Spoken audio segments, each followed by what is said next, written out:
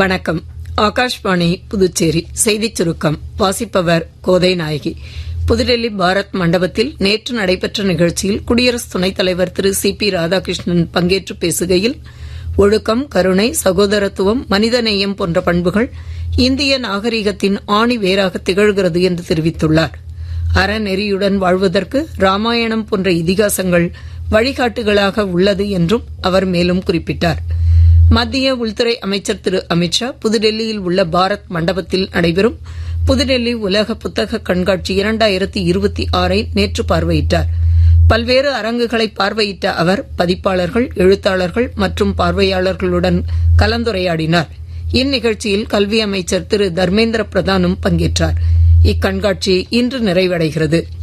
இந்திய அரசின் கைவினைப் பொருட்கள் மேம்பாட்டு ஆணையர் வழங்கிய அடையாள அட்டை பெற்றுள்ள புதுச்சேரியைச் சேர்ந்த கைவினை கலைஞர்களிடமிருந்து 2025-26 ஆண்டுக்கான மாநில கைவினைக்கலை விருதுக்கான விண்ணப்பங்கள் வரவேற்கப்படுகின்றன. விண்ணப்பிக்க கடைசி நாள் வரும் பிப்ரவரி மாதம் 16 தேதியன்று புதுச்சேரி மாவட்ட தொழில் மைய பொது மேலாளர் திரு கோவிந்தராஜன் வெளியிட்டுள்ள செய்திக்குறிப்பில் தெரிவிக்கப்பட்டுள்ளது. தை அமாவாசையை முன்னிட்டு இன்று புதுச்சேரி கடற்கரையிலும் திருக்காஞ்சியிலும் ஏராளமானோர் தங்களது முன்னோர்களுக்கு தர்ப்பணம் கொடுத்தனர். மேலும் புதுச்சேரியில் உள்ள பல்வேறு கோவில்களில் இருந்து உற்சவர் சிலைகள் ஊர்வலமாக கடற்கரைக்கு எடுத்து வரப்பட்டு தீர்த்தவாரி நடைபெற்றது. ஏராளமான பக்தர்கள் சுவாமி தரிசனம் செய்தனர்.